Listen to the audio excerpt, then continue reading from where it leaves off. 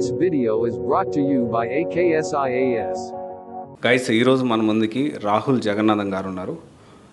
అతి చిన్న వయసులోనే యూపీఎస్సి ఫస్ట్ అటెంప్ట్లోనే 870th ర్యాంక్ అయితే సాధించారు.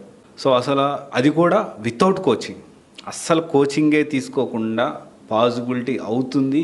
అండ్ అది కూడా ఫస్ట్ అటెంప్ట్లో అసలు ఎలా పాసిబుల్ అయ్యింది, ఎలా ప్రిపేర్ అయ్యారు, ఆన్సర్ రైటింగ్ కూడా self evaluation చేసుకున్నాడట.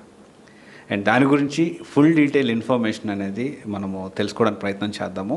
Welcome sir. Thank you. ఇది ఫస్ట్ అటెంప్ట్ అంటే 22 ఇయర్స్కి ఎగ్జామ్ ఫస్ట్ అటెంప్ట్లో అవుతుందా అంటే డెఫినెట్లీ చాలామంది క్లియర్ చేశారు ఇంతకుముందు. ఇప్పుడు I'm not the new one to start this stand. కాకపోతే if you are having proper planning, అసలు మీరు ఎందుకు యూపీఎస్సీ స్టార్ట్ చేయాలనుకుంటున్నారు, మీకు ఈ థాట్ ప్రాసెస్ ఎప్పటి నుంచి ఉంది, and what are you doing ఈ పాత్లోకి రావడానికి, these plays a main role మీ ఫస్ట్ అటెంప్ట్లో అవడానికి. For example in my case the thought process to start UPSC ఇది ఎప్పుడు స్టార్ట్ అయిందంటే when I'm studying my 8th 9th ఆ టైంలో. That is because my parents influence. Both my parents are teachers. So వాళ్ళ సర్కిల్లో they see officers, district head officers etcetera. వాళ్ళ నుంచి నాకు వచ్చి వాళ్ళు చెప్పటం, దీస్ ఇన్ఫ్లుయెన్స్డ్ మీ అలాట్ నా 8th 9th స్కూలింగ్ ఏజ్లో. దెన్ ఈవెన్చువలీ ఒక జాబ్ చేయాలి మనం కూడా, to become an independent person అని మనకి ఎప్పుడైతే థాట్ ప్రాసెస్ వస్తుందో అరౌండ్ నా 11th 12th ఆ టైంకి I got this thing, we need to do a job అని.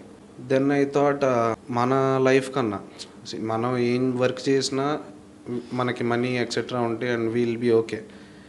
But at the end of the day ఒక సాటిస్ఫాక్షన్ మిస్ అవుతుంది. వెన్ యు ఆర్ స్లీపింగ్, మీరు నైట్ పడుకునేటప్పుడు ప్రశాంతంగా పడుకోవాలి అంటే మీరు ఒక నలుగురికి హెల్ప్ చేసిన పాయింట్ ఏదో ఒకటి ఉండాలి. అది రోజు వచ్చే ఫీలింగ్ నాకు కావాలనిపించింది. So I thought civil services అనేది మై కప్ ఆఫ్ టీ, ఇది నాకు సంబంధించిన ఉద్యోగం ఇదే అనే కన్విక్షన్ ఒకటి ఏర్పడింది నాకు. సో నా 12th అయిపోగానే I went to BTech 4 years I was focusing on how to crack this attempt in first attempt.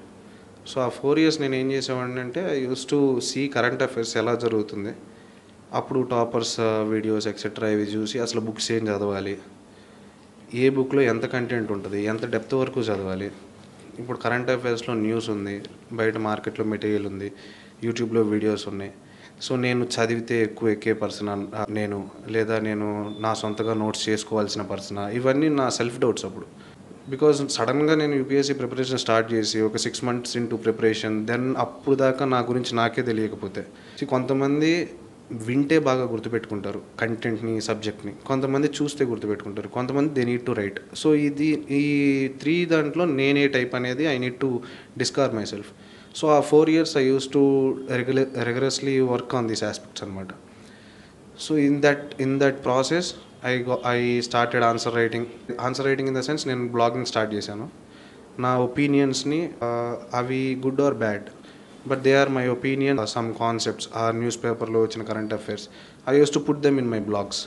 I use to write on Quora, Medium, ఇలా కొన్ని ప్లాట్ఫామ్స్లో బ్లాగింగ్ చేసేవాడిని. There I use to get నా సీనియర్స్కి పంపించి I use to get some comments on that, this could be return in this manner, ఇంకా బాగా రాయొచ్చు అని. దట్ ఈస్ సో అది కంటిన్యూస్గా ఒక 3-4 years చేశాను కాబట్టి వ్యూస్ అనేవి పాజిటివ్గా రాసి how to gain marks in mains అనే ఆస్పెక్ట్ని కొంచెం బ్యాక్గ్రౌండ్ ఆల్రెడీ రెడీ చేసుకుని వచ్చాను నేను. Then coming to prelims, mains, interview, ఈ పాయింట్లో నేను ఎలా ప్రిపేర్ అయ్యాను I will say that. But ఒక కైండ్ ఆఫ్ మైండ్ సెట్ని డెవలప్ చేసుకున్నాను నేను. ఎందుకంటే యూపీఎస్సీ ఈజ్ ఆల్ అబౌట్ ఒక డిసర్ట్లో మిమ్మల్ని వదిలేస్తే you should go and find oasis there. It is not like మిమ్మల్ని ఒక ఎవర్ గ్రీన్ ఫారెస్ట్లో వదిలేసి try to get what you want అని. అలా కాదు ఈ ఎగ్జామ్. అంటే రిసోర్సెస్ ఎక్కువగా ఉండి మీరు అక్కడికి వెళ్ళి you need to get the things అంటే అది everybody will do. But UPSC is about more optimization చేసుకోవాలి మీ రిసోర్సెస్ని. ఈ 4 yearsలో చాలా రిసోర్సెస్ చూశాను నేను. ఈవెన్ ఫర్ ఆప్షనల్ ఆల్సో నేను ఆంథ్రో చదివాను, సమ్ కాన్సెప్ట్స్, సోషియో. బికాజ్ నాకేది ఫిట్ అనేది ఈ ప్రిపరేషన్ స్టార్ట్ చేస్తే 1 yearలో అయిపోవడానికి ఆ 4 years నేను బ్యాక్గ్రౌండ్ వర్క్ చేశాను కాబట్టి. And NCERTs, Covid gave me the opportunity to complete all NCERTs. దాని నుంచి మంచిగా నోట్స్ చేసుకున్నాను. And Covid also help me in the sense ఇంట్లోనే ఉంటాను కాబట్టి ఎన్సీఆర్టీస్లో మీరు కాన్సెప్ట్స్ చదివారు అనుకోండి, దే ఆర్ ఓకే, మీకు బేసిక్స్ మాత్రమే డెవలప్ అవుతాయి. కానీ ఆ బేసిక్ కంటెంట్కి కొన్ని ఒపీనియన్స్ యాడ్ అయినప్పుడే మీకు దాని మీద ఒక వ్యూ వస్తుంది. సొసైటీ మీద ఒక వ్యూ రావాలంటే you need obviously to read some other books. దానికి I use to read Ambedkar's books, Mahatma Gandhi garu రాసిన బుక్స్ చదివాను. Then Shashi Tharoor sir books, కొన్ని ఎస్ఏకి ఎక్సెట్రా ఇలా హెల్ప్ అవడానికి I read Chetan Bhagat sir novels. ఈ బుక్ రీడింగ్ అనే ఆస్పెక్ట్ నాకు ఇంతకుముందు ఉండేది కాదు. Only during COVID, because of the free time I had, ఈ ఎగ్జామ్కి ఇలా ఒపీనియన్స్ బిల్డ్ చేసుకొని నేను రెడీ అయి ఉంటే then I will have better understanding of society లేదా subject when I start reading standard books. So this is the ఈ background అంతా జరిగి నేను హైదరాబాద్కి వచ్చినాను 2022 మేలో నా గ్రాడ్యుయేషన్ అయిపోయింది. Then I came to Hyderabad and started my preparation. So అప్పుడు నుంచి 1 year 2023లో I have given the attempt. So ఆ 1 year జర్నీ చాలా స్మూత్గా ఎందుకు వెళ్ళింది, because of the background work. So in that sense అంటే మీకు మంచి బ్యాక్గ్రౌండ్ వర్క్ ఉండి మిమ్మల్ని మీరు డిస్కవర్ చేసేసి ప్రిపరేషన్ స్టార్ట్ చేశారనుకోండి, ఆబ్వియస్గా 1 yearలో అవుతుంది. బికాస్ అక్కడ మీరు మళ్ళీ నేను కరెంట్ అఫైర్స్ ఏది చదవాలి, ఏ బుక్స్ చదవాలి, నేను యాజ్ ఏ పర్సన్ నోట్స్ రాయాలా లేదా, ఈ డౌట్స్ ఇంకా మళ్ళీ ఉండవు. ఆ డౌట్స్ అన్ని క్లారిఫై చేసుకొని ఐ స్టార్టెడ్ ప్రిపరేషన్. దానివల్ల నాకు త్వరగా అయిపోయింది ఈ ఎగ్జామ్ అనేది చెప్తాను. సో మీరు మీ ఫ్యామిలీ నేపథ్యం అండ్ మీ స్టడీ బ్యాక్. మా నాన్నగారి పేరు జగన్నాథం బాబురావు గారు అండి. మా అమ్మగారు గొల్ల ప్రభావతి గారు. ఇద్దరు గవర్నమెంట్ టీచర్స్గా వర్క్ చేస్తున్నారు బాపట్ల జిల్లా అద్దంకి మండలంలో. ఇద్దరు సిస్టర్స్ ఉన్నారు, ట్విన్స్. వాళ్ళు వెటనరీ అండ్ అగ్రికల్చర్ బీఎస్సీ ఈ 2 చదువుతున్నారు. నా ఎడ్యుకేషన్ బ్యాక్గ్రౌండ్, నేను స్కూలింగ్ అంతా ఆంధ్రప్రదేశ్లోనే చేశానండి, శ్రీ చైతన్య భాష్యం. దాని తర్వాత నా 12th తర్వాత ఇంటర్మీడియట్ తర్వాత I went to IIT Madras. అక్కడ ఐ కంప్లీటెడ్ కెమికల్ ఇంజనీరింగ్. దాని తర్వాత ప్లేస్మెంట్ ఏం కూర్చోలేదు. ఐ థాట్ దట్ నా కాలింగ్ ఇటే ఉంది కాబట్టి గ్రాడ్యుయేషన్ అయిపోగానే నేను ఇది స్టార్ట్ చేసేసాను. So it is very simple అండి, నార్మల్ జర్నీ అది. కాకపోతే ట్రాన్సిషన్లో నేను ముందే రెడీ ఉన్నాను కాబట్టి ఇట్ వాస్ వెరీ సింపుల్ నాకు. అంటే ఈ ఆలోచన మీకు వచ్చింది, మీరు 9th క్లాస్ నుంచే ఇదే ఆలోచనలో ఉన్నారు సివిల్స్ క్రాక్ చేయాలి. సో ఈ జర్నీలో మీ ఫాదర్ కానీ మీ మదర్ కానీ ఏ విధంగా మీకు ఇన్ఫ్లుయెన్స్ చేశారు, ఏ విధంగా సపోర్ట్ చేశారు? ఎందుకంటే కొంచెం లాంగ్ టైం ప్రిపరేషన్, చాలా లాంగ్ టైం. ఈవెన్ దో మీరు ఫస్ట్ అటెంప్ట్లో క్రాక్ చేసినప్పటికీ ప్రిపరేషన్ చూసుకుంటే చాలా ఇయర్స్ ఉంది. సో జనరల్గా మనం మాట్లాడుకుంటే అందరూ ఎగ్జాగరేట్స్ ఫస్ట్ అటెంప్ట్ అంటారు, కానీ ఫస్ట్ అటెంప్ట్ ఇవ్వకముందు నువ్వు ఎన్ని సంవత్సరాలు ప్రిపేర్ అనేది ఇక్కడ ఇంపార్టెంట్. ఆ టైంలో ఒక్కొక్క టైంలో అంత టైము ఇన్వెస్ట్ చేస్తూ ప్రతిరోజు, ఎందుకంటే గోల్ క్లియర్గా ఉంది కానీ అది చాలా దూరంలో ఉంది, ఎప్పుడో ఇవ్వబోతున్నాం. సో ఈ టైంలో పేరెంట్స్ ఆ రోల్ అనేది చాలా ఇంపార్టెంట్, కీలకం కూడా. ఎందుకంటే ఒక మిడిల్ క్లాస్ నుంచి, అబోవ్ మిడిల్ క్లాస్ నుంచి, అప్పర్ మిడిల్ క్లాస్ నుంచి వచ్చిన వాళ్ళు, లేకపోతే కొంచెం ఎవరైనా కానీ అరే ఏంది నువ్వు ప్లేస్మెంట్ కూర్చోలేదా అని అడుగుతారు. సో ఈ టైంలో మీ పేరెంట్స్ ఎలా సపోర్ట్ చేస్తారు? యాక్చువల్గా చాలా ఎక్కువ సపోర్ట్ చేశారండి. వాళ్ళు లేకపోతే నేను ఈ పొజిషన్లో ఉండేవాడిని కాదు. నేను ఎప్పుడైతే ప్లేస్మెంట్ కూర్చోను అని ఇంట్లో చెప్పానో, ఆబ్వియస్గా మిడిల్ క్లాస్ పేరెంట్స్ కాబట్టి వాళ్ళకు కూడా కొంచెం డౌట్ ఉంటుంది లోపల. బట్ మా మదర్ ఏంటంటే షీ బిలీవ్స్ ఇన్ మీ, చాలా నమ్ముతారు. మా మదర్ కూడా she thought to right exam, ఇలా రాద్దాము ఇలా అవుదాము అని. కాకపోతే ఆ టైంలో వాళ్ళున్న పువర్ బ్యాక్గ్రౌండ్కి ఆ థాట్ మాత్రమే వస్తుంది, ఆ ప్రాసెస్ స్టార్టింగ్ దగ్గర వాళ్ళకి సపోర్ట్ లేదు, ఫినాన్షియల్గా కానీ లేదా ఏం చదవాలి అని కానీ ఆ సపోర్ట్ లేకపోవటం వల్ల ముందుకు వెళ్ళలేకపోయింది. మా నాన్నగారు ఇనీషియల్లీ ఆబ్వియస్గా త్వరగా సెటిల్ అవ్వచ్చు, ప్లేస్మెంట్ అయితే ఒక జాబ్కి వెళ్ళొచ్చు, ఇండిపెండెంట్ అవుతాను అనే పాయింట్ అతను నాన్నగారు కూడా ఆలోచించారు. కాకపోతే అతను నమ్మింది ఏంటంటే నేను బ్యాక్గ్రౌండ్ వర్క్ ఇదంతా చేస్తున్నాను అనేది వాళ్ళు చూశారు కాబట్టి వాళ్ళకి కొంచెం లోపల నమ్మకంగా ఉంది, ఇతను అనుకుంటే చేస్తాడేమో, సపోర్ట్ చేద్దాము, ఒక అటెంప్ట్ చూద్దాము అనే పాయింట్లో వాళ్ళు నన్ను పుష్ చేశారు. ఇనీషియల్గా కొంచెం డౌట్ ఉన్నప్పటికీ, అంటే యూపీఎస్సీ ఎక్కువ అటెంప్ట్స్ పడుతుంది, సిలబస్ చాలా ఎక్కువ అవుతుందా లేదా అండ్ ఆబ్వియస్గా ప్రతి పేరెంట్కి ఉండే డౌటే. కానీ నేను ఎప్పుడైతే నేను చేస్తాను అంటే నా కన్విక్షన్లో నేను స్ట్రాంగ్గా ఉన్నాను. సో వాళ్ళకి నేను ధైర్యంగా చెప్పగలిగాను. ఆ స్ట్రెంగ్త్ నాకు ఉందని నేను నమ్మాను అంతే. వాళ్ళు సపోర్ట్ చేశారు ఫినాన్షియల్గా కానీ లేదా ఎమోషనల్గా కానీ. నేను ఎప్పుడైనా ప్రిపరేషన్లో డౌన్ అయ్యి ఆబ్వియస్గా అండి ప్రిపరేషన్ అనేది మీరు ఆ 4 years వేరు, ఈ 1 year వేరు. ఎందుకంటే మీరు ఎగ్జామ్ రాసేది ఇంకో 1 yearలో కాబట్టి మీకు అప్స్ అండ్ డౌన్స్ ఉంటాయి. ఇప్పుడు మార్క్స్ రాసేటప్పుడు మార్క్స్ తక్కువ వచ్చినప్పుడు ఆ ఫీలింగ్ ఉన్నప్పుడు నేను ఇంట్లో ఫోన్ చేసి మా పేరెంట్స్కి చెప్పినప్పుడు they gave emotional support lot of. ఒక మార్కే కదా, కమాన్ ఇంకా ఎగ్జామ్ చాలా ఉన్నాయి, ఇలా ఇలా పుష్ చేసేవాళ్ళు నన్ను. అండ్ నేను ఈ జర్నీలో ఒక భయంకరమైన down hill is I changed my optional. మీరు ప్రిపరేషన్ చేస్తున్నది వాళ్ళు యాక్సెప్ట్ చేసి మిమ్మల్ని సపోర్ట్ చేయడం ఈస్ వన్ థింగ్. బట్ మీరు 6-7 months ఒక ఆప్షనల్తో జర్నీ చేసి సిలబస్ ఆల్మోస్ట్ కంప్లీషన్ టైంలో ఇంకో ఆప్షనల్ తీసుకుంటాను అనేది it's a very difficult thing ఒక ఆస్పిరెంట్కి కానీ లేదా పేరెంట్స్ ఆల్సో. బట్ మా ఫాదర్ నేను జస్ట్ కాల్ చేశాను మార్నింగ్, ఇలా ఆప్షనల్ ఇలా చేంజ్ చేద్దాం అనుకుంటున్నానని. By evening I change my optional. So అంత సపోర్ట్ ఇచ్చారు మా ఫాదర్. ఫీజు కట్టడానికి ఇది నేను బుక్స్ కొనుక్కోవడానికి. So he supported me in that sense. నువ్వు ఈ ఎగ్జామ్ క్రాక్ చేసే పర్సన్వి అని ఆ టైంకి దే ఫెల్ట్. సో వాళ్ళకి ఆ నమ్మకం ఎప్పుడు ఉంది, నేను చేస్తాను అనే నమ్మకం నాకు ఉంది. అండ్ సొసైటీలో ఒక మంచి పేరు, సొసైటీకి మనం ఏదైనా చేయాలి అనే భావన మా పేరెంట్స్కి ఎప్పుడు ఉంటుంది. Because my father is a part of ఒక teachers union. So he has this orientation towards society. మనం మాత్రమే బాగుండకూడదు, అందరూ బాగుండాలి అనే మైండ్ సెట్.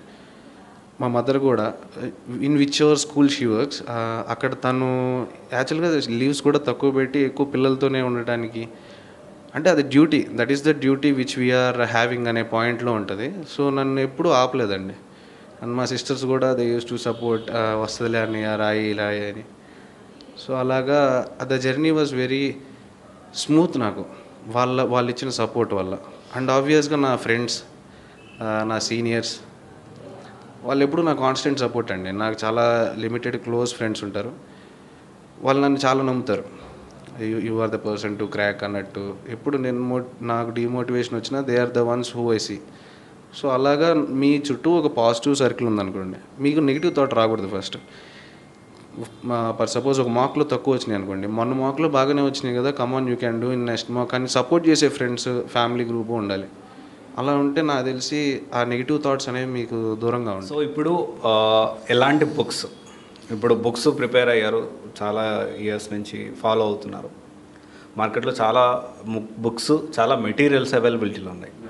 మీరు ప్రిలిమ్స్ పాయింట్ ఆఫ్ వ్యూలో ఏ బుక్స్ ప్రిపేర్ అయ్యారు, మెయిన్స్ పాయింట్ ఆఫ్ వ్యూలో ఏ బుక్స్ ఫాలో అయ్యారు, కరెంట్ అఫైర్స్ ఎలా నోట్స్ ప్రిపేర్ చేసుకున్నారు, అండ్ ఈ పాయింట్ ఆఫ్ వ్యూలో దేన్ని అవాయిడ్ చేయాలి?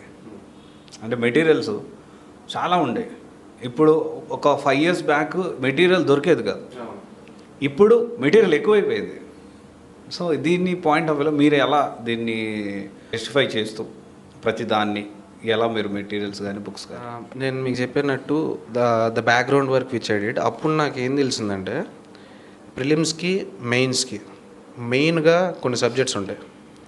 మిగతా ఏ సబ్జెక్ట్ అయినా, for example science and tech తీసుకోండి, లేదు ఎన్విరాన్మెంట్ తీసుకోండి, లేదు డిజాస్టర్ మేనేజ్మెంట్, ఇంటర్నల్ సెక్యూరిటీ, ఇలాంటి subjects where subjective evaluation is more, అది కమ్స్ అండర్ మెయిన్స్. మీకు ప్రిలిమ్స్కి రాగా ఉండే subjects are polity, history, geography, economy. ఇవి రా కాన్సెప్ట్స్. ఈ సబ్జెక్ట్స్కి సంబంధించి ఒక్కొక్క బుక్ మాత్రమే చదవాలి అనేది నా గోల్డెన్ రూల్ అది. ఎందుకంటే నేను నా సీనియర్స్ అప్పటికే ప్రిపరేషన్లో ఉన్నారు కాబట్టి కొంతమంది దగ్గర నేను ఏం చూసాను అంటే ఒక చిన్న సబ్ కాన్సెప్ట్కి 3-4 books చదివేవాళ్ళు. దానివల్ల ఏంటంటే మీరు ఏ బుక్ కంప్లీట్గా చదవరు అండ్ ఆ కాన్సెప్ట్ పూర్తిగా మీకు రాదు. నా main goal from the toppers videos which I saw in that 4 years was revision is very much important for the exam. And మీరు స్పీడ్గా ఎక్కువ రివిజన్లు ఎప్పుడు చేయగలరు? మీరు చదివే మెటీరియల్ అనేది ఎంత క్రిస్ప్గా, తక్కువగా, లేదా బుక్స్ అన్ని తక్కువగా ఉంటే మీరు అన్ని ఎక్కువసార్లు రివిజన్ చేయగలరు. సో పాలిటీకి లక్ష్మీకాంత్ అని, ఎకానమీకి నితిన్ సింఘానియా అని, హిస్టరీకి పూనం దలాల్ మ్యామ్ బుక్ ఉంటుంది ఏన్షియంట్ అండ్ మిడియవెల్కి, మోడర్న్ ఇండియాకి స్పెక్ట్రమ్. అండ్ నాది హిస్టరీ ఆప్షనల్ కాబట్టి world history I need to read, దానికి నార్మన్ లోవే బుక్ చదివాను. దెన్ జియోగ్రఫీకి మాత్రం I maintain this principle that only NCERTs is okay, బయట వేరే institutes books are there. But thing is జియోగ్రఫీలో మీకు ఏ కాన్సెప్ట్ కావాలన్నా మోస్ట్లీ ఎన్సీఆర్టీలో ఉంటుంది. సో మీకు ఎక్స్ట్రా థింగ్ కావాలి అంటే you can just Google it out. దానికి మించి గోయింగ్ బియాండ్ ద థింగ్స్ అంటే మీరు ఎక్కడ ఆపేయాలి అనేది మీకు ఎప్పుడు తెలుస్తుంది అంటే మెయిన్స్ పాయింట్లో ప్రీవియస్ ఇయర్స్ క్వశ్చన్స్ చూసినప్పుడు, లేదా ప్రిలిమ్స్ పాయింట్లో ప్రీవియస్ ఇయర్స్ క్వశ్చన్స్ చూసినప్పుడు mostly they are basic oriented. మీరు బేసిక్స్ చదివేసి కరెంట్ అఫైర్స్లో ఒక 1 ఇయర్గా జియోగ్రఫీ ఆస్పెక్ట్స్లో ఏం న్యూస్ ఉన్నాయి ఆ రెండింటిని కనెక్ట్ చేసుకోగలిగితే మీ జియోగ్రఫీ సిలబస్ ఈజ్ ఓవర్. దానికి మించి it will not go beyond అనమాట. ఈవెన్ ఫర్ ఎగ్జాంపుల్ పాలిటీ తీసుకున్నా, you will read Laxmikanth and మీరు ఎగ్జామ్ రాసేది ఫర్ 2023 అనుకోండి, 2022 నుంచి 2023 దాకా ఎంత కరెంట్ అఫైర్స్లో పాలిటీ ఉంది. Because static part is Laxmikanth, current affair is nothing but application of Laxmikanth. అక్కడ నుంచి మీరు ఏ పాయింట్స్ ఎక్స్ట్రాక్ట్ చేసుకోవచ్చు, ఏ ఎగ్జాంపుల్స్ తీసుకోవచ్చు, ఎగ్జామ్లో రాయడానికి ఎలాంటి ఇంట్రడక్షన్స్ యూజ్ అవుతాయి అనేది కరెంట్ అఫైర్స్ నుంచి I use to pick them. And static already నేను మల్టిపుల్ రివిజన్స్ చేసి లక్ష్మీకాంత్ ఆర్ నితిన్ సింఘానియా ఈ బుక్స్ చేసి ఉన్నాను కాబట్టి నాకు ఆ కనెక్షన్ ఈజీ ఉండేది. అండ్ ఎప్పుడైనా don't keep your mind closed. కొంతమంది because of their educational background, Narayana, Sri Chaitanya, ఇది ఐఐటి కోచింగ్, ఇదంతా వల్ల బుకిష్ మైండ్ సెట్ ఎక్కువ ఉంటుంది. అక్కడ ఉంటే వీల్ రైట్ ఇన్ ఎగ్జామ్ అనే పాయింట్ ఎక్కువ ఉంటుంది. I been talking with some aspirants, వాళ్ళు దే ఆర్ సేయింగ్ దట్ ఒక కొత్త క్వశ్చన్ వస్తే how we need to deal with that అని. మీ మైండ్ ఎప్పుడు క్లోజ్డ్ ఎన్విరాన్మెంట్లో ఉంచకూడదు, ఓపెన్ చేసేసి డిఫరెంట్ ఒపీనియన్స్ని తీసుకోవాలి. You need to think in different dimensions. అప్పుడప్పుడు ఏం చేస్తానంటే Sundays if I get free time అలా కూర్చొని I will take some issue and నేను ఒక్కడనే ఆలోచిస్తూ ఉంటాను ఆ డిఫరెంట్ డైమెన్షన్స్లో. అలా మీరు చేసినప్పుడు యూ విల్ సీ ఒక్క ఇష్యూని డిఫరెంట్ ఆస్పెక్ట్స్లో అండ్ డిఫరెంట్ పిఓఈస్ ఒక్కొక్కళ్ళ పర్స్పెక్టివ్ డిఫరెంట్గా ఉంటుంది. ఫార్మర్స్ ఇష్యూ జరుగుతుంది అనుకోండి, గవర్నమెంట్కి ఒక వ్యూ ఉంటుంది, ఫార్మర్స్కి ఒక వ్యూ ఉంటుంది, ఒక థర్డ్ పర్సన్ పార్టీకి అతని వ్యూ వేరుగా ఉంటుంది. ఇంతమంది వ్యూస్ని మీరు ఎప్పుడైతే తీసుకోగలరో, అర్థం చేసుకోగలరో, then you will be a good administrator ఆ సొల్యూషన్కి. ఆ ఆస్పెక్ట్స్లో ఎక్కువ థింక్ చేస్తూ ఉండేవాడిని. అండ్ ఇందాక మీరు అడిగినట్టు బుక్స్ ఆర్ పాలిటిక్ లక్ష్మీకాంత్, ఎకానమీకి నితిన్ సింఘానియా, హిస్టరీకి Poonam Dalal for ancient and medieval, modern ఇండియాకి స్పెక్ట్రమ్, వరల్డ్ హిస్టరీకి నార్మన్ లోవే, దెన్ జియోగ్రఫీకి ఎన్సీఆర్టీస్. ఇవి మాత్రమే చదివాను నేను. ఇవి ఎక్కువసార్లు చదివాను కాకపోతే. అండ్ కాన్సెప్ట్ ఎక్కువసార్లు మీరు చదివేసి కరెంట్ అఫైర్స్ నేను న్యూస్ పేపర్ నుంచి నోట్స్ చేసేవాడిని అప్పుడప్పుడు. అండ్ దెన్ యూట్యూబ్లో వీడియోస్ ఉండేవి, దాని నుంచి I use to pick some 1 page notes చేసుకునేవాడిని. సో 1 ఇయర్కి మన దగ్గర ఒక 360 పేజెస్ నోట్స్ ఉంటుంది అంతే. బయట మ్యాగజైన్స్ అని చెప్పేసి ఒక మంత్కి 200 పేజెస్ ఉంటుంది నోట్స్. అలా 12 మంత్స్ కంటే ఒక 2400 పేజెస్. ఇట్ ఈస్ నాట్, నా పర్సనాలిటీకి అది సూట్ అవ్వదు. అన్ని పేజెస్ నేను రివిజన్ కూడా చేయలేను. అండ్ ఏంటంటే coaching institutes they think that మేము ఇచ్చిన వాటి నుంచే అన్నీ వచ్చినాయి అనే పాయింట్లో they dump every news into that magazine. అది అవసరం లేదు. మీ సొంత నోట్స్ మీరు ఎప్పుడు చేసుకుంటారో, సిలబస్ మొత్తం ఐడియా ఉంది మీకు, కీవర్డ్ ఏదో ఒకటి పట్టుకుంటారు, దాని నుంచి డిఫరెంట్ డైమెన్షన్స్లో మీరు థింక్ చేసే మైండ్ సెట్ డెవలప్ చేసుకొని మీ నోట్స్ చేసుకున్నారనుకోండి, ఇట్స్ వండర్ఫుల్ నోట్స్. అది నా పాయింట్లో మీరు చేయబెట్టి రాసిన నోట్స్ ఈస్ వండర్ఫుల్ నోట్స్. అందుకే నేను సెల్ఫ్ ఎవాల్యుయేషన్ కాన్సెప్ట్ ఎక్కువ మాట్లాడతాను. మీరు రాసిన నోట్స్ మీకు నచ్చిందంటే with all the keywords and main syllabus, prelims syllabus అన్నీ కవర్ అవుతూ, అంటే ఇనీషియల్గా టైం పడుతుంది because if somebody is new in to preparation. But 1-2 మంత్స్లో మీరు ప్రిపరేషన్కి ఎప్పుడు వెళ్తారో డెవెల్ అవుతారో అప్పుడు ఆటోమేటిక్గా ఆ స్కిల్ డెవలప్ అవుతుంది. బికాజ్ యూపీఎస్సీ ప్రిపరేషన్ అనేది మీకు ఆ మైండ్ సెట్ రావాలి, ఆ మైండ్ సెట్ ఉంటేనే ఎగ్జామ్ అయ్యేది. కాబట్టి ఈవెన్చువల్లీ పీపుల్ విల్ డెవలప్. కొంతమందికి 1 అటెంప్ట్లో అవుతుంది, కొంతమందికి 2-3 అటెంప్ట్స్ అవుతాయి అంతే. వితౌట్ కోచింగ్, అసలు కోచింగ్ ఎక్కడ తీసుకోలేదు, ఫస్ట్ అటెంప్ట్లోనే క్రాక్ చేసాం. బట్ దానికి ముందు కొన్ని ఇయర్స్ కష్టం ఉంది. సో అసలు ఎందుకని అసలు వితౌట్ కోచింగ్ ఈ సెల్ఫ్ ఎవాల్యూషన్ అని మాట్లాడుతున్నారు. జనరల్గా చాలామంది స్టూడెంట్స్, యాస్పిరెంట్స్ ఎలా ఉంటారంటే, అన్నా నేను ఒక దగ్గర జాయిన్ అయ్యా, నాకు అది ఇస్తానన్నారు, ఇది ఇస్తానన్నారు, ఏందేదో చెప్తున్నారు. బట్ ఈ ఆన్సర్ రైటింగ్ ఎస్పెషల్ చాలా ఇంపార్టెంట్. కాబట్టి ఆన్సర్ రైటింగ్ ఒకటి, కరెంట్ అఫైర్స్ ఒకటి, ఈ 2 పాయింట్స్. నేను ఆన్సర్ రైటింగ్ రాసిన తర్వాత నాకు కరెక్షన్ చేసుకోవడం అనేది, వాళ్ళని కరెక్షన్ చేసేయట్లేదు. మేజర్ కంప్లైంట్ అన్ని చాలా ఇన్స్టిట్యూట్స్లో.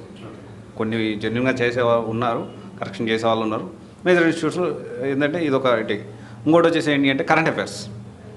కరెంట్ అఫైర్స్ చాలా ఇంపార్టెంట్ అని అందరికీ తెలుసు. కానీ కరెంట్ అఫైర్స్ అందరూ యూట్యూబ్లో వీళ్ళు క్లాసెస్ అవి చెప్తారు, కానీ రియాలిటీలో ఇప్పుడు మీరు అన్నారు, మీరు సొంతంగా కరెంట్ అఫైర్స్ నేను తీసుకుంటున్నాను, నేను నోట్స్ ప్రిపేర్ చేసుకుంటున్నాను అన్నారు. అది ఎలా చేసుకున్నారు? Current affairs first point. Current affairs నుంచి నోట్స్ ఎలా ఎక్స్ట్రాక్ట్ చేసుకుంటున్నారు, దాన్ని ఎలా మీరు మెటీరియల్గా తయారు చేసుకున్నారు?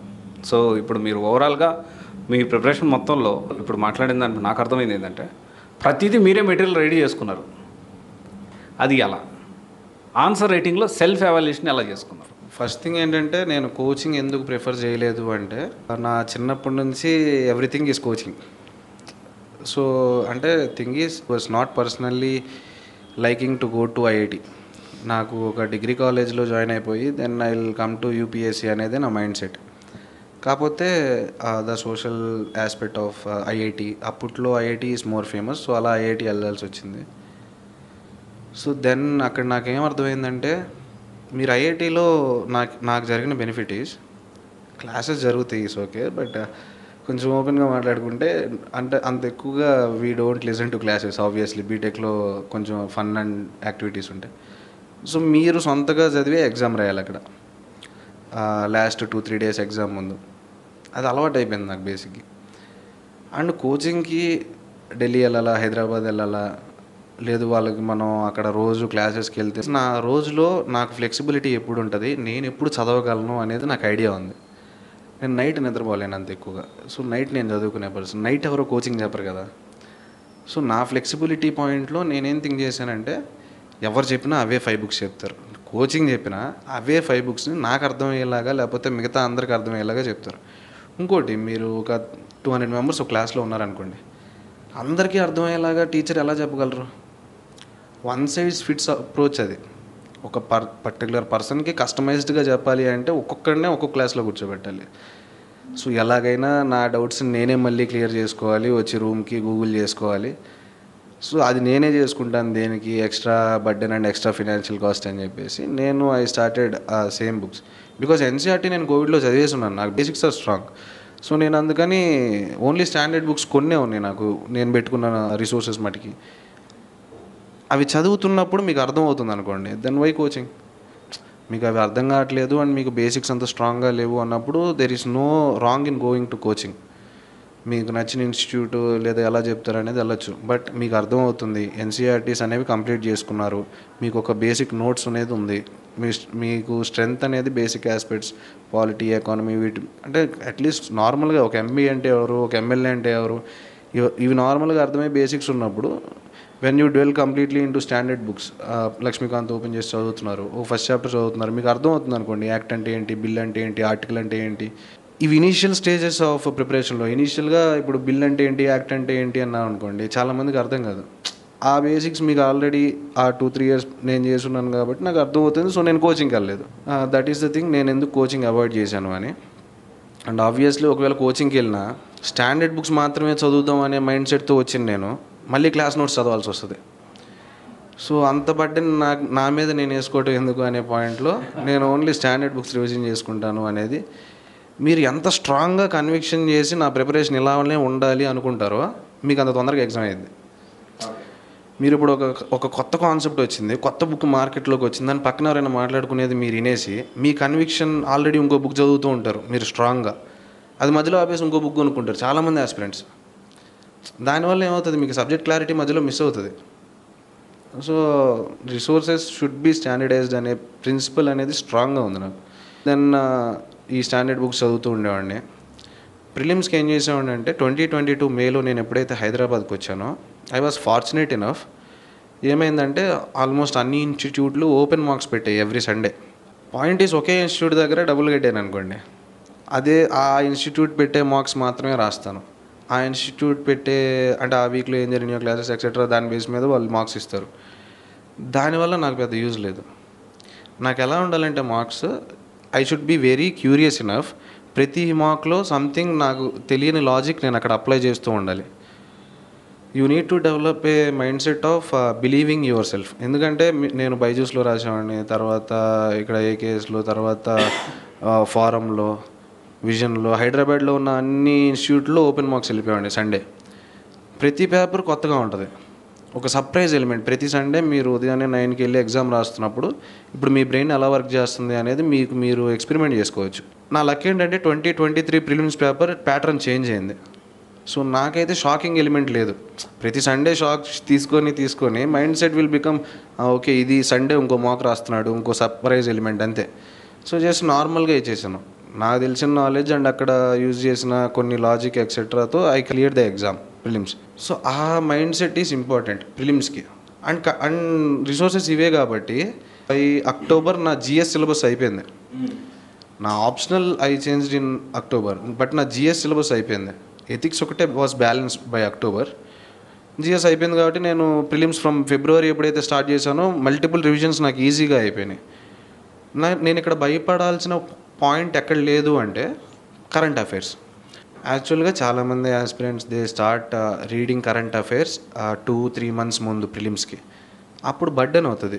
ఎందుకంటే సడన్గా అన్ని మంత్స్ మ్యాగజైన్స్ చదివేటప్పుడు స్పీడ్ రివిజన్ కానీ లేదా అప్పుడు స్టాటిక్ పార్ట్కి టైం తక్కువ ఇవ్వటం కానీ ఈ రేషియో ఇంబ్యాలెన్స్ అవుతుంది.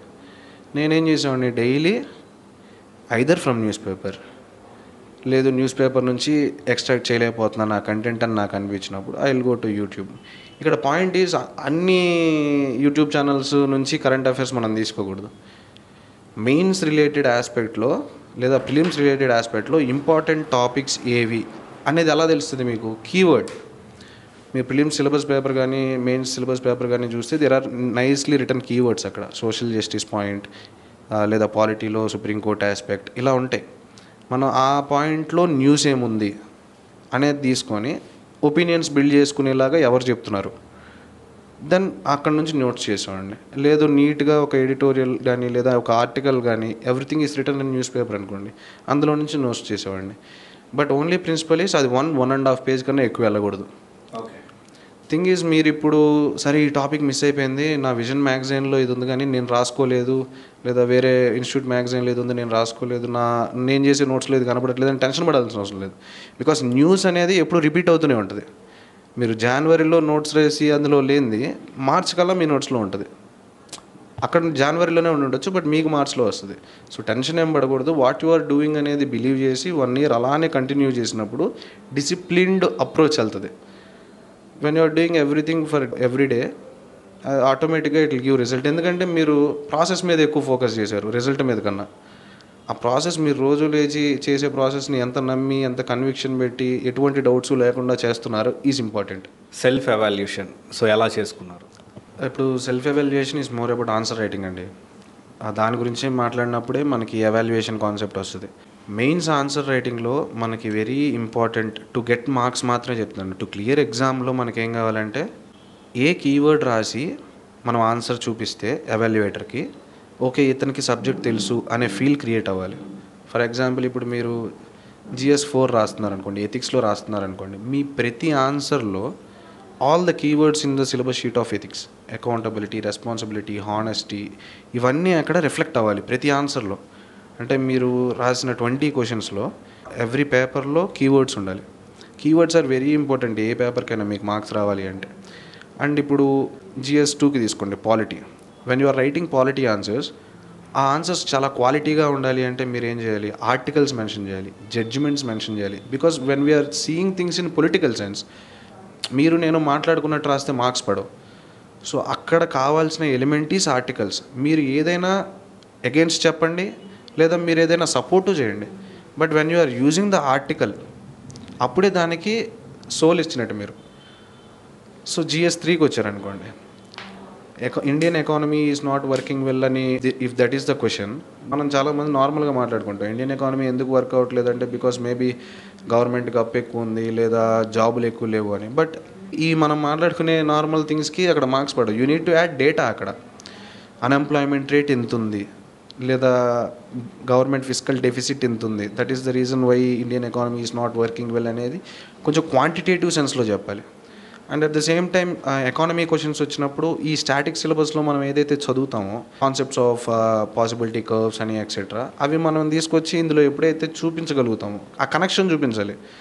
ఇట్ ఈస్ నథింగ్ బట్ ఒక కాన్వర్జేషన్ మన ఇద్దరం కానీ మాట్లాడుకుంటున్నప్పుడు మీరు నేను చెప్పేది వినాలి అని నేను ఎంత అనుకొని మీకు కొన్ని కాన్సెప్ట్స్ ఎక్స్ప్లెయిన్ చేసి మిమ్మల్ని అలా కూర్చోబెడతాను. ఒక ఎవాల్యుయేటర్ పేపర్ కరెక్షన్ చేసేటప్పుడు కూడా నెక్స్ట్ ఏం రాస్తాడు అనే ఒక క్యూరియాసిటీ బిల్డ్ అయ్యే విధంగా కంటెంట్ అనేది నీట్గా ప్రజెంట్ చేయడానికి ఇట్ ఈస్ నాట్ ఏ భయంకరమైన రాకెట్ సైన్స్ కాదు. జస్ట్ కీవర్డ్స్ మెన్షన్ చేస్తూ డేటా ఎగ్జాక్ట్గా పెడుతూ కాన్సెప్ట్స్ దీనికి కోరిలేట్ చేసుకుంటూ అండ్ కరెంట్ అఫైర్స్ అనేవి చెరీ ఆన్ ద కేక్ లాగా ఎగ్జాంపుల్స్గా ఇస్తూ you can write beautiful answers అనమాట. ఇప్పుడు హిస్టరీ నుంచి క్వశ్చన్స్ వచ్చినాయి అనుకోండి, యూ కెన్ ఒక థీమాటిక్గా చదివారు అనుకోండి మీరు. ఫర్ ఎగ్జాంపుల్ ఇప్పుడు చాలామంది దేడు హిస్టరీ ఓపెన్ చేస్తే గుప్తా ఎంపైర్ చదువుతారు, మౌర్యన్, గుప్తా, హర్షవర్ధన ఇలా నార్మల్గా వెళ్ళిపోతారు. అలా కాకుండా if you read in thematic way, for example ఇప్పుడు ఇండియన్ హిస్టరీలో నేను సొసైటీ చదవాలి అనే పాయింట్ ఉందనుకోండి, ఫస్ట్ మౌర్యన్ సొసైటీ చదువుతాను, then again I will go to Gupta society, then again I will go to Harshavardhana society. అంటే నేను ఫస్ట్ చాప్టర్స్ అన్నింటిలో సొసైటీ చదివేస్తాను. ఆ కంటిన్యూటీ లేదా ఎక్కడైనా చేంజ్ వచ్చిందా, ఏ పీరియడ్లో చేంజ్ వచ్చింది, ఎలా చేంజ్ వచ్చింది, ఇవన్నీ మనకి ఒక థిమాటిక్గా చదివినప్పుడు గుర్తుంటాయి. Then it will help in writing GS answers హిస్టరీలో మంచిగా. సో ఒక్కొక్క దానికి చదివేటప్పుడు నేను ఆన్సర్ రైటింగ్ ఎలా చేస్తే నాకు మార్క్స్ వస్తాయి అనేది చేసుకోవడానికి ఐ యూజ్డ్ టాపర్స్ కాపీస్. ఆ 3-4 years in BTech I use to see toppers copies. కొన్ని చోట్ల ఎక్కువ మార్కులు వచ్చాయి, కొన్ని చోట్ల తక్కువ మార్కులు వచ్చాయి. ఈ రెండింటికి కంపేర్ చేస్తే then I use to find okay ఇక్కడ థిమాటిక్గా ఉన్నాయి ఆన్సర్స్, కొన్ని చోట్ల ఇక్కడ ఎగ్జాంపుల్స్ బాగున్నాయి, కొన్ని చోట్ల ఇక్కడ కంటెంట్ బాగా యూజ్ చేశారు, కొన్ని జనరిక్ ఆన్సర్స్ ఉంటాయండి, కొన్ని మీరు మేనేజ్ చేయాల్సి వస్తుంది. That is okay. ఒక 20 questionsలో ఒక 1-2 questions మీరు మేనేజ్ చేయడం is okay, just to complete the paper. And ఇంకోటి సెల్ఫ్ ఎవాల్యుయేషన్ కాన్సెప్ట్లో మీరు స్పీడ్గా రాయటం is also one of the main thing. మీరు ఆ 3 hours20 questions రాయాలి. That comes with speed and practice, that is okay. But ఈ ఆస్పెక్ట్స్ అనేవి ఇంపార్టెంట్. మీరు ఒక కొత్తగా ఎవరైనా స్టార్ట్ అయ్యే పర్సన్ కూడా he need to see toppers copies and evaluate them. అతను చూడాలి ఇతనికి ఎందుకు ఎక్కువ మార్కులు వస్తున్నాయి, కీవర్డ్స్ ఏం వాడుతున్నాడు, సిలబస్ ప్రకారమే ఆన్సర్ ఉందా, మిస్జడ్జ్ ద క్వశ్చన్. ఒక క్వశ్చన్ ఒకటి ఉంటుంది బట్ వేరే ఆన్సర్ రాయడానికి చాలా ఛాన్సెస్ ఉన్నాయి, అలా చాలా అవుతాయి, నేను రాశాను అలాగా. బట్ దెన్ మీకు విత్ ప్రాక్టీస్ అక్కడ కీవర్డ్స్, క్వశ్చన్లో కీవర్డ్స్ ఏమున్నాయి, దాన్ని మనం ఎలా హెడ్డింగ్గా తీసుకోవాలి, దాన్ని మనం ఎలా చేయాలి అనేది నేను సెల్ఫ్ ఎవాల్యుయేషన్ చేసుకునేటప్పుడు టాపర్స్ కాపీస్ హెల్ప్ అయినాయి. రెండోది నా seniors were already in preparation, వాళ్ళకి సెండ్ చేసేవాడిని, వాళ్ళు నాకు రివ్యూస్ ఇచ్చేవాళ్ళు. అండ్ థర్డ్లీ మీరు ఎప్పుడైతే ఇది డైలీ చేస్తున్నారో మీకు ఆ కీవర్డ్ అక్కడ రాస్తున్నారా లేదా అనేది మీరు రాసేసిన తర్వాత కొన్నిసార్లు ఎగ్జాక్ట్గా ఆ టైంలో గుర్తురాదు. మీరు రాసేసి మీరు ఎవాల్యుయేట్ చేస్తున్నప్పుడు అరే ఇక్కడ కీవర్డ్ రాసుంటే ఆన్సర్ ఇంకా బాగుండేది కదా, అది నెక్స్ట్ టైం రిపీట్ అవ్వకుండా చూసుకోవాలి. డూ మిస్టేక్స్ చేయండి, బట్ చేసిన మిస్టేక్స్ మళ్ళీ చేయకుండా ఉండేలాగా if you are tuning your brain, self evaluation is easy. Interview questions. So మీరు మీకు ఎవరు, ఏ ప్యానల్ ఎవరు, ఎలాంటి ఏ ఇంటర్వ్యూ క్వశ్చన్స్ సరిగ్గా ఎలాంటి కాదు, ఏ ఇంటర్వ్యూ క్వశ్చన్ ఎగ్జాక్ట్లీ అడిగిన క్వశ్చన్స్, అండ్ మీరు దానికంటే ఎలా మీరు మీ వే ఆఫ్లో మీకు కొన్ని తెలిసినవి ఉండొచ్చు, కొన్ని తెలియని ఉండొచ్చు, దానికి ఎలా ఆన్సర్ చేశారు? యాక్చువల్లీ హోల్ ప్రాసెస్ ఆఫ్ ఎగ్జామ్లో నాకు ఎక్కువ ఇష్టమైన పార్టీస్ ఇంటర్వ్యూ. బికాజ్ నా పొటెన్షియల్ మొత్తానికి I got marks there. I got 200 out of 275. కొంచెం దీనికి కూడా ఎడిట్ బ్యాక్గ్రౌండ్ వర్క్ అండి. ఏంటంటే a UPSC aspirant is coming to దీనికైనా వాళ్ళు మోస్ట్లీ చూసేది మాక్ ఇంటర్వ్యూస్. సో ఒక 3 years నేను బ్యాక్గ్రౌండ్ వర్క్లో నేను ఈ మాక్ ఇంటర్వ్యూస్ ఎక్కువ చూస్తూ ఉండేవాడిని. క్వశ్చన్స్ కొంచెం డాఫ్ నుంచి వచ్చేవి, కొన్ని అవుట్ ఆఫ్ ద కాంటెక్స్ట్ వచ్చేవి, కొన్ని కరెంట్ అఫైర్స్ వచ్చేవి. సో ఐ అండర్స్టూడ్ దట్ మీరు ఎంత డైవర్స్ నాలెడ్జ్ పెట్టుకొని వెళ్తే ఆ ఇంటర్వ్యూలో అన్ని ఎక్కువ మార్క్స్ రావడానికి ఛాన్స్ ఉంది అని. సో నేను డాఫ్ మీద నా బీటెక్ నుంచి వర్క్ చేసేవాడిని. బ్లాగింగ్ అనేది స్టార్ట్ చేసింది is for mains, but it also help me to fill the hobbies section in DOF. నేను అప్పటి నుంచి చేస్తూ ఒక ప్లాట్ఫామ్ బిల్డ్ చేస్తూ బ్లాగింగ్ చేస్తూ ఉన్నాను కాబట్టి నేను అక్కడ బ్లాగింగ్ అని రాశాను నా హాబీస్లో. That is one aspect for the interview preparation. రెండోది when I completed my mains exam in September, so I was very confident that I will be in the list for interview. So ఏం చేశానంటే నేను September తర్వాత ఒక trip వెళ్ళాను తమిళనాడు. నా graduation అక్కడే కాబట్టి తమిళనాడులో ఉన్న temples almost from north to south అన్ని టెంపుల్స్ తిరిగేశాను. That is a very strategic move I will say. నా డాఫ్లో I have written another hobby as exploring temples. ఆ ఇయర్లో temples are extremely in news. Ayodhya, Gyanvapi, అబుదాబిలో టెంపుల్ ఓపెనింగ్ ఎక్స్ట్రీమ్గా న్యూస్లో ఉన్నాయి. అండ్ ప్రైమ్ మినిస్టర్ గారు is visiting temples during that time, నా ఇంటర్వ్యూ టైంలో. సో నాకు అది చాలా స్ట్రాటజిక్గా నేను టెంపుల్స్ అని రాస్తే నాకు క్వశ్చన్స్ వచ్చే ఏరియా అది. అండ్ ఇండియన్ కల్చర్ ఆస్పెక్ట్లో అంటే చూడటానికి బాగుంటుంది అది, రీడింగ్కి అండ్ డిస్కషన్కి కూడా. సో ఇన్ దట్ ఆస్పెక్ట్ ఈ రెండు హాబీస్తో ఐ ఎంటర్డ్ ద హాల్. నాకు around last before 1 to go నేను ఇంటర్వ్యూకి, evening period. So Sanjay Verma sir, he was recruited in February month. అతను హీఈస్ ద చైర్మన్ అనమాట. He's retired Indian foreign service officer. So అప్పుడు దాకా కొంచెం భయం ఉండేనండి. యాక్చువల్గా ఎంటర్డ్ హాల్ నార్మల్లీ, బట్ ఆ హాల్ ఎంటర్ అయ్యేదాకా కొంచెం భయం ఉండే. సార్ గివ్స్ సమ్ టైమ్, మీరు ఫ్రీ అవడానికి he does some questions normally. Tea తాగుతారా మీరు, he asked me do you want some tea. I answered it in a funny way that I already had 2 cups of tea in the waiting room అన్నట్టు. So that created some laughter. Then he asked me, are you nervous ani?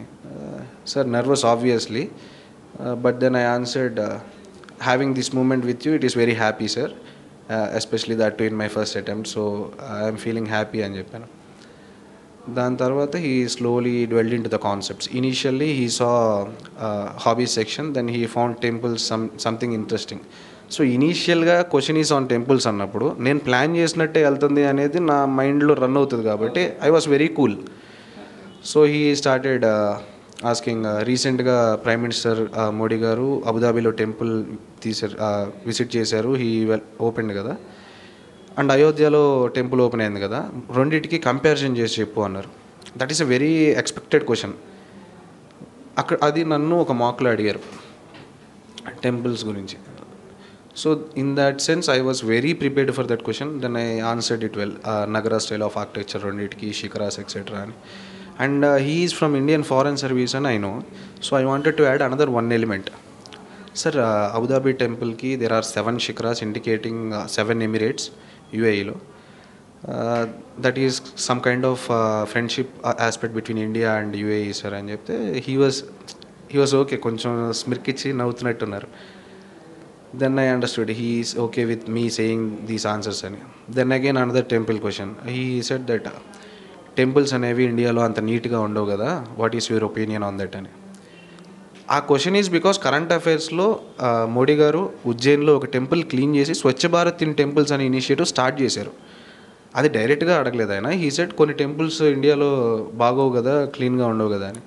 First disagree చేశాను. Sir temples అన్నీ అలా ఉంటాయి అనేది generalize చేయలేం sir.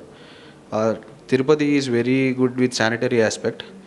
And sir రీసెంట్గా prime minister Narendra Modi garu ఇలా టెంపుల్లో క్లీన్ చేశారు అన్నప్పుడు just he raise he stand and said నాకు కావాల్సిన పాయింట్ వచ్చింది, ఇట్స్ ఓకే అని. So they expect you current affairs అనే వాటిలో మీరు స్ట్రాంగ్గా ఉన్నారా లేదా, మీరు రోజు న్యూస్ పేపర్ చూస్తున్నారా లేదా అనే పాయింట్ వాళ్ళకి కావాలి. Because you will be joining the service. So మీకు ఏం జరుగుతుంది చుట్టుపక్కల, ఇండియాలో ఏం జరుగుతుంది, బయట ఏం జరుగుతుంది అనేది మీకు ఒక ఐడియా ఉండాలి. That is the aspect. And thirdly he went for opinion question.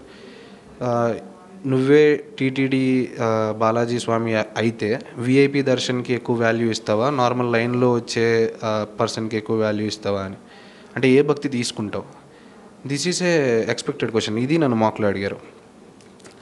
So then I said, sir అందరూ దేవుడికి బిడ్డలాగే చూస్తారు, సో అందరి భక్తిని తీసుకుంటాను, కానీ విఐపి కల్చర్ తగ్గితే మంచిది సార్. ఐ సెడ్ అక్కడ కూడా వీ నీడ్ టు టేక్ కొన్ని exceptions. For example prime minister, chief ministers ఇలా ఉన్నప్పుడు సమ్ ప్రోటోకాల్ ఆఫ్ సెక్యూరిటీ ఉంటుంది, that is okay sir. But eventually VIP culture తగ్గాలి. And Tirupati TTD is also doing something, ఆ VIP list తగ్గించడం, ఇయర్లో once చేయటం, అలా it is trying new initiative sir, slowly it will go sir అని చెప్పాను. He is all smiling అనమాట. Because నేను ఎక్స్పెక్ట్ చేసిన క్వశ్చన్స్ వచ్చి నేను నీట్గానే ఎక్స్ప్లెయిన్ చేయగలుగుతున్నాను, నాకు ఎక్కడ తడబాటులాగా ఏమి అనిపించలేదు. He is okay with all the answers. Then he started to observe and give to member 1. So నేను బ్లాగింగ్ అని రాశాను కదండి నా హాబీస్లో, పక్కా దాని మీద క్వశ్చన్ అడుగుతారు అనేది నేను ఎక్స్పెక్ట్ చేస్తున్నాను. అండ్ ఆబ్వియస్లీ ఇప్పుడు నేను బ్లాగింగ్ రాస్తున్నాను అని మీకు చెప్పాను అనుకోండి, what would be the immediate question, రీసెంట్గా ఏం రాశారు సార్ అని ఎవరైనా అడుగుతారు. సో అందుకని నేను ఏం చేశానంటే, to make this discussion more vibrant, నేను జస్ట్ 2-3 days నా ఇంటర్వ్యూ ముందు I wrote a blog on interim budget. అప్పుడే రిలీజ్ అయ్యింది అది ఇంటరిమ్ బడ్జెట్ ఫెబ్లో. So he asked the direct question, so you are into blogging, what is the recent blog అని. Sir I wrote on interim budget sir, I said. Explain అన్నారు. Just ఈ blog అక్కడ up చెప్పేశాను. Aspects of ఎంత ఉంది, physical deficit తగ్గించాలి is the goal, మన్రేగాకి ఎంత ఫండ్స్ ఇచ్చారు, యూత్కి ఎంప్లాయ్మెంట్ ఎక్సెట్రా, అది మొత్తం చెప్పేశాను. దెన్ హీ ఆస్డ్ నా ఐఐటి మద్రాస్ బ్యాక్గ్రౌండ్ నుంచి, so you are part of NSS, అక్కడ ఏం చేసావు, ఏం నేర్చుకున్నావు, is NSS good or bad అనే టైప్లో. దెన్ ఐ సెడ్ సార్ ఇలా ఎన్ఎస్ఎస్లో నేను తమిళనాడు రూరల్ విలేజెస్కి వెళ్ళి అక్కడ I have seen some problems of water drinking లేకపోవడం, ఎడ్యుకేషన్ ఫెసిలిటీస్ అంత బాగా లేకపోవడం, అక్కడ యాక్చువల్గా అండర్ ప్రివిలేజ్డ్ పీపుల్ వాళ్ళు ఫేస్ చేసే ఇష్యూస్ అనేవి క్లోజ్ యాంగిల్లో చూశాను sir. That is one of the issue which motivated me towards civil services అనే ఆస్పెక్ట్ చెప్పాను. Then NSS is a good thing sir. ఒకవేళ సొసైటీ గురించి తెలుసుకోవాలి and how to work towards society, ఒక సెల్ఫ్లెస్ ఫీల్డ్ క్రియేట్ చేయడం is NSS goal, అందుకే it was started అని చెప్పేసి I gave brief background about NSS. He's very old person, ఒక 2 questions అడిగి హీస్ ఓకే. దెన్ మ్యామ్ ఇక్కడ చాలా క్లోజ్ టేబుల్, జస్ట్ మనం కూర్చున్నంత దూరం ఉంటుంది అంతే. మ్యామ్ ఆస్డ్ ఓన్లీ 1 question అనమాట. If given a chance A 2 central లాస్ని you will amend are repeal అని. దెన్ ఐ సెడ్ కొంచెం ఆంధ్రప్రదేశ్ నుంచి వెళ్ళాను కాబట్టి I thought to put that aspect there. Then నేనేం చెప్పానంటే ఏపీ రీఆర్గనైజేషన్ యాక్ట్లో కొన్ని చేంజెస్ తీసుకొచ్చి టాక్సేషన్ కన్సెషన్స్ ఫర్ ఏపీ కొంచెం ఎక్కువ ఇస్తే maybe AP will also compete with Telangana in development terms అని చెప్పాను. బట్ ఐ ఫెల్ట్ మేబీ నా థాట్ ఏమైనా సెల్ఫిష్గా ఉందా, బికాజ్ నా ఓన్ స్టేట్ గురించి థింక్ చేశాను అని. యాక్చువల్గా she asked 2 central laws, already ఒకటి చెప్పాను AP reorganization, so I thought to end it there అని. సార్ మ్యామ్ సారీ మ్యామ్ అని చెప్పేసాను. బట్ మీరు వెరీ ఎంగేజ్లో కానీ ఇంటర్వ్యూ హాల్కి వెళ్ళారు అనుకోండి, they will not leave you that soon. మీరు మీ నుంచి ఆన్సర్ రావాలి వాళ్ళకి, ఎందుకంటే మీ నుంచి ఒపీనియన్స్ అండ్ మీ thoughts, are you flexible or rigid, ఇవన్నీ తెలియాలి వాళ్ళకి, మిమ్మల్ని సర్వీస్లోకి పంపించాలి అనే కాన్సెప్ట్లో. దెన్ నేను అప్పుడు ఆఫ్స్పా అని ఒక యాక్ట్ ఉంటుంది, armed forces special powers act అని. బార్డర్ ఏరియాస్లో ఆర్మ్డ్ ఫోర్సెస్ని డిప్లాయ్ చేసినప్పుడు వాళ్ళకి హెవీ పవర్స్ ఇస్తారు బికాస్ ఆఫ్ సెక్యూరిటీ ఆస్పెక్ట్. కాకపోతే దానివల్ల కొన్ని హ్యూమన్ రైట్స్ వైలేషన్స్ ఎక్సెట్రా, అక్కడ సివిలియన్స్కి ఇబ్బందులు ఇవి ఉంటాయి. సో నేను అక్కడ ఏం చేశానంటే I will more democratise this act. ఈ యాక్ట్లో కొన్ని పవర్స్ ఉన్నాయి, but I will make them accountable, more democratic విధానంలో ఇది ఇంప్లిమెంట్ అయ్యేలా చేస్తాను అని. The aspect which I remembered, ఆ ఆన్సర్ నేను చెప్పిన తర్వాత ఇప్పుడు నేను ఒక హ్యూమనిస్టిక్ యాంగిల్లో మాట్లాడాను, పీపుల్ పాయింట్ ఆఫ్ వ్యూలో మాట్లాడాను. తర్వాత అడిగే ఏ క్వశ్చన్కైనా నేను దీన్ని కాంట్రాడిక్ట్ చేయకూడదు, నా కాన్షియస్గా అది పెట్టుకున్నాను. ఎందుకంటే మీరు ఒక పర్స్పెక్టివ్ లేదా ఒక వ్యూ చెప్పేసి ఇంకో క్వశ్చన్కి దానికి అగేన్స్ట్ వ్యూ చెప్పారనుకోండి, you are not a balanced person అనే వ్యూ వాళ్ళకి వెళ్తుంది. సో దెన్ అగైన్ ఆ ఒక్క క్వశ్చన్ తర్వాత then again member 3 he started asking on private and public education. ఎందుకంటే my parents are into education కాబట్టి ఎందుకు హ్యావ్స్ అండ్ హ్యావ్ నాట్స్ ఎక్కువగా ఉన్నాయి, ప్రైవేట్ ఎడ్యుకేషన్ అనేది ఎక్కువ జనాల్లోకి వెళ్ళిపోయింది కదా, దానివల్ల పేద ధనిక ఈ ఇబ్బందులు వస్తున్నాయి అన్న టైప్లో. Then I said sir private education and public education people వీళ్ళంతా కంబైన్ అయితేనే ఎడ్యుకేషన్ యాజ్ ఎ సెక్టర్ సొసైటీలో డెవలప్ అవుతుంది. It is not to blame on particular sector sir, we need to rethink on how public education is doing. Government స్కూల్స్లో facilities ఎలా ఉన్నాయి, 21st century ఆస్పెక్ట్లో అవన్నీ స్టూడెంట్స్కి వాళ్ళకి జాబ్ రెడీ ఉండేలాగా మనం కరికులం డెవలప్ చేస్తున్నామా etcetera. I talked on that. And Andhra Pradesh అప్పుడు దాకా తీసుకొచ్చిన initiatives, for example bilingual text books కానీ, యూజింగ్ డిజిటల్ బోర్డ్స్ ఎక్సెట్రా, ఇవన్నీ ఐ టాక్డ్. అక్కడ కొంచెం ఎమోషనల్ అయిపోయాను. I was very much happy. అంటే నేను గవర్నమెంట్ టీచర్స్ కొడుకుని, but I studied in private school. So అక్కడ నేను ఐ ఓపెన్లీ సెట్ దిస్, ఇది చాలా నెగిటివిటీగా అనుకుంటారు అని చెప్పేసి చాలామంది క్లోజ్ చేసేస్తారు ఈ ఆస్పెక్ట్స్ని.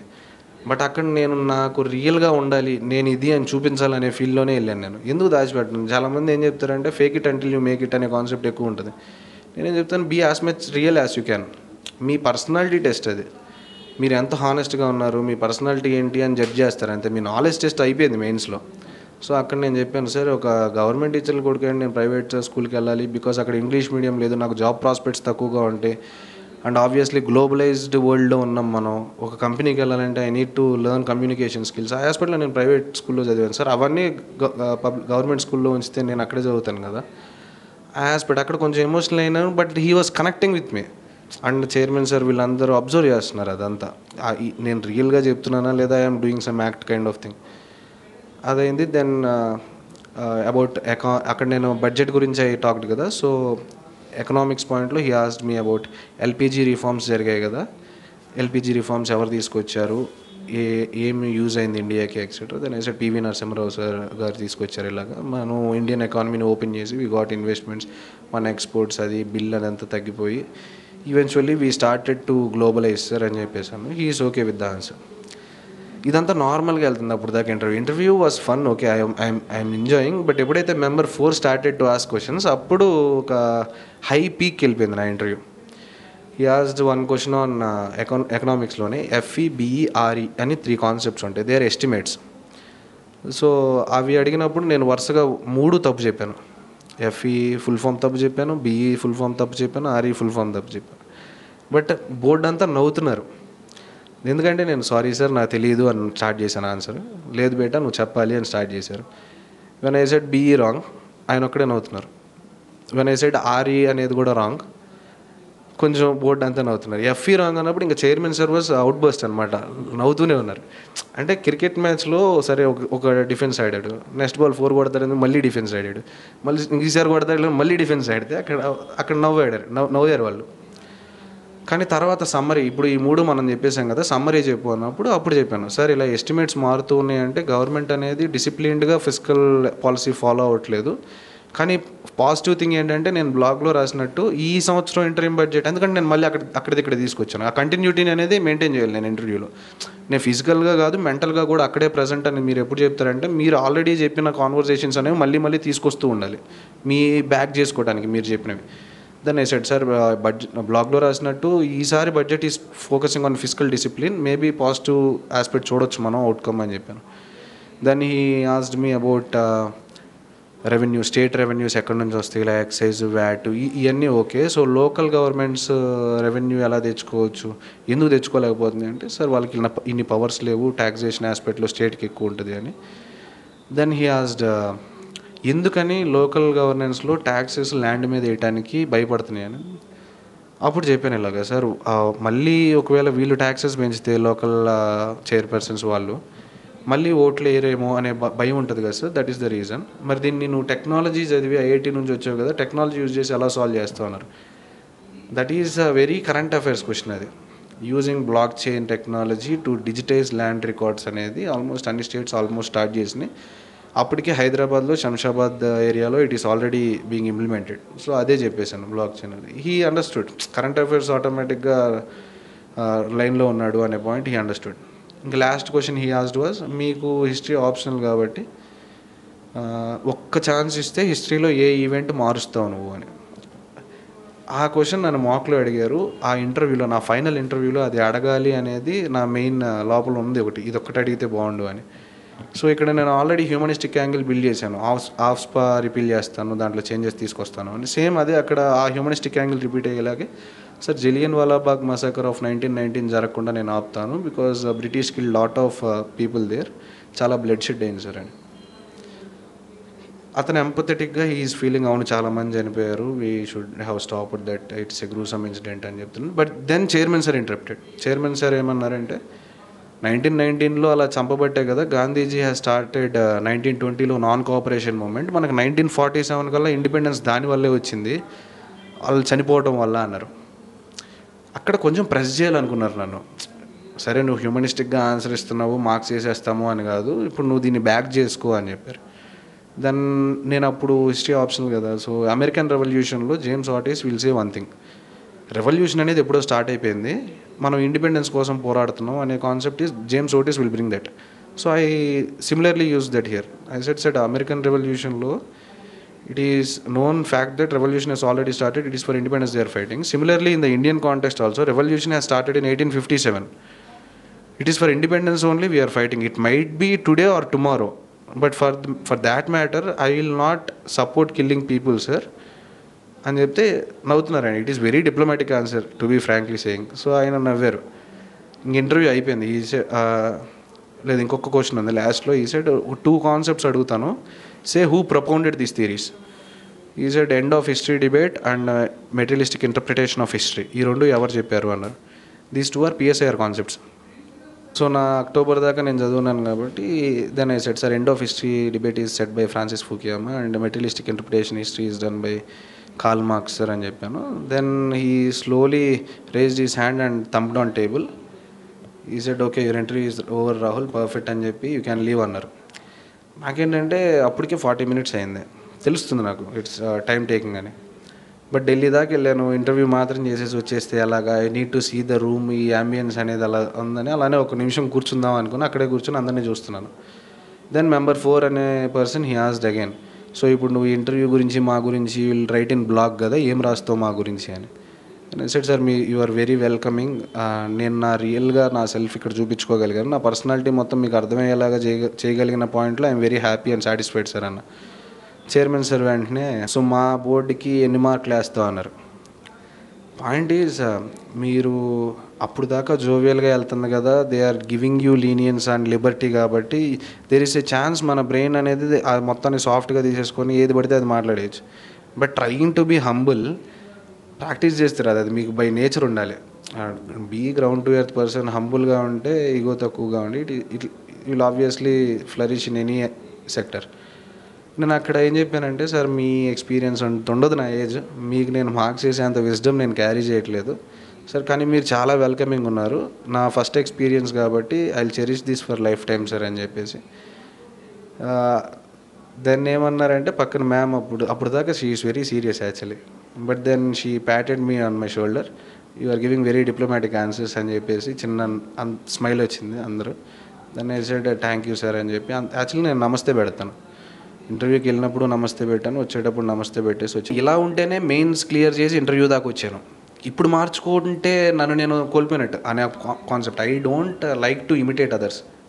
కాంపిటీషన్ చూసుకోను, నేను ఇమిటేషన్ చూసుకోను. నేను ఎలా ఉన్నానో అదే నాకు నిన్నటికన్నా ఈరోజు నేను బెస్ట్ అవ్వాలి అంతే.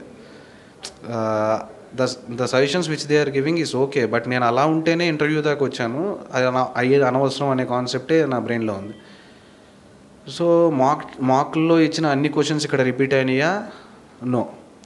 కొన్ని రిపీట్ అయినాయా? Yes, obviously. థింకింగ్ ఆఫ్ ఒక బ్యూరోక్రాట్స్, వాళ్ళు సర్వీస్లో ఉన్నోళ్ళే కదా మేబీ అక్కడ మార్క్స్కి ఇచ్చేది. సో కొన్ని రిపీట్ అవ్వచ్చు. బట్ మీరు మార్క్స్ ఎందుకు ఇవ్వాలి అంటే, నా లైఫ్లో నేను ఫేస్ చేసే ఫస్ట్ ఇంటర్వ్యూ నాకు ఇది, నేను ప్లేస్మెంట్కి కూర్చోలేదు కాబట్టి. So I just wanted a bit of experience. అసలు ఎలా ఉంటుంది, నేను మాట్లాడగలనా లేదా, నేను మాట్లాడినప్పుడు హౌ ఐ ఫంబుల్, లేదా నేను వర్డ్ యూజ్ చేసే వర్డ్స్ ఎలా ఉంటాయి, ఇవి నాకు తెలియాలి. కాబట్టి ఆ పాయింట్లో you can give 1 to 3 marks ఏదైనా ఇన్స్టిట్యూట్స్లో మంచిగా. అంతేగాని there is no need to go to every mark. ఫ్రీగా ఉన్నాయి కదా అని ఎవ్రీ మార్క్ అవసరం లేదండి. ఒక 2-3 మార్క్స్ తీసుకొని మీరు అర్థమయ్యారు అనుకోండి, నన్ను ఈ క్వశ్చన్ అడిగితే నేను చెప్పలేకపోతున్నాను, ఈ సబ్జెక్ట్లో ఇంకొంచెం బ్రష్ అయితే చాలు, మనం బాగా చేయొచ్చు. అల్టిమేట్గా మిమ్మల్ని మీరు ఎంత అర్థం చేసుకుంటారు అనేదే ఇంటర్వ్యూ. ఎందుకంటే క్వశ్చన్స్ ఈజ్ అబౌట్ పర్సనాలిటీ, మీ గురించే మిమ్మల్ని అడుగుతారు. మన గురించి మనకు తెలియకపోతే ఎన్ని మార్క్స్ ఇచ్చైనా వేస్ట్. ఆ కాన్సెప్ట్లో try to give less marks to just understand your self and me personality మీకు అర్థమయ్యి, మీరు చదివింది మీరు అక్కడ ఇంకొక పర్సన్కి నీట్గా ఎక్స్ప్లెయిన్ చేసే క్యాపబిలిటీ మీకు ఉందా లేదా is the main thing why you need to give marks. అది ఒక మార్క్కి 2 మార్క్స్కి అర్థమైతే don't go for other marks. Prepare అవ్వండి. యాక్చువల్గా ఇంకా చెప్పాలంటే మంచిగా ఫ్రెండ్స్తో ఇలా చిల్ అవుతూ కొంచెం లైఫ్ కూడా గడుపుతూ you can go for interview నార్మల్గా. అంత హెవీ స్ట్రెస్ అండ్ మార్క్స్, యాక్చువల్గా ఇంటర్వ్యూకి కూడా మెటీరియల్ వచ్చేసింది బయట, అవన్నీ అవసరం లేదండి. Understand yourself first, then ఆబ్వియస్గా మీరు అప్పుడు దాకా ప్రిలిమ్స్కి మెయిన్స్కి ఏం చదివారో అదే కొంచెం రివిజన్ అండ్ కరెంట్ అఫైర్స్ ఎప్పుడు టచ్లో ఉండటం వల్ల మీరు చెప్పే మాటలు వెయిట్ యాడ్ అవుతాయి and you will get good marks. Thank you Rahul. So me time invest చేసి వ్యూవర్స్కి సొంతంగా కోచింగ్ లేకుండా కూడా యూపీఎస్సీ సివిల్స్ 2023లో కూడా క్రాక్ చేయొచ్చు అని again you prove. And so లాస్ట్గా అప్కమింగ్ యాస్పిరెంట్స్కి మీరేం చెప్పాలనుకుంటున్నారు? సో యాస్పిరెంట్స్కి నేను చెప్పాలనుకునేది ప్లేస్మెంట్ రాలేదు కాబట్టి యూపీఎస్సీ ఈజ్ అన్ ఆప్షన్, లేదు ఇంట్లో ప్రెషర్ వల్ల I need to find my own passion అనే దానివల్ల యూపీఎస్సీ ఈజ్ అన్ ఆప్షన్.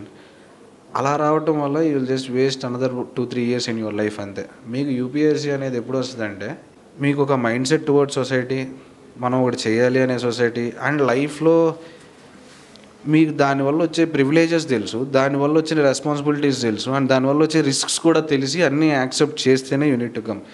అంటే చాలా న్యూస్లు ఉన్నాయి కదా, we can see. For example ఇప్పుడు district collectors of Sircilla he was jailed for 3 months because of contempt of court issue. అంటే గవర్నమెంట్కి కోర్టుకి దెర్ ఈస్ ఆబ్వియస్గా టసల్ ఉంటుంది. ఆ మధ్యలో ఎక్కువ నలిగిపోయేది డిస్ట్రిక్ట్ ఆఫీసర్స్. సో ఈ రిస్క్స్ అన్నీ కూడా తెలిసి ఉండాలి, అండ్ ఆ రెస్పాన్సిబిలిటీస్ నేను క్యారీ చేయాలా లేదా, యాజ్ ఎ పర్సన్ చేయగలనా లేదా అనేది మీకు తెలిసి ఉండాలి. అండ్ అల్టిమేట్గా ఒక నలుగురు హ్యాపీగా ఉంటే అది మీ వల్ల అని తెలిసినప్పుడు మీరు హ్యాపీ ఫీల్ అవుతున్నారా లేదా అనే ఆస్పెక్ట్స్ ఇవన్నీ ఉంటాయి. ఓన్లీ ప్రివిలేజెస్ ఆస్పెక్ట్, ఓన్లీ ఆ ట్రైనింగ్ వీడియోస్ ఆస్పెక్ట్ ఇవి చూసి చాలామంది వస్తారు. అలా కాకుండా సీ ద రియాలిటీ. ఆ వర్క్ అనేది ఎంత ప్రెషర్ ఉంటుంది, ఈ ఆస్పెక్ట్స్ అన్నిటిని మీరు యాక్సెప్ట్ చేసి వాటిని రెస్పెక్ట్ చేస్తే అప్పుడు కమ్ టు ప్రిపరేషన్. ఎందుకంటే చాలా తక్కువ సక్సెస్ రేట్ అండి, ఓపెన్గా మనం మాట్లాడుకోవాలి. ఇట్ ఈస్ నాట్ లైక్ నేనేదో కొట్టేశాను కదా సో ఎవరైనా కొట్టేస్తారు కమోన్ అని చెప్పలేను. With disciplined effort and dedication ఎవరైనా కొట్టచ్చు.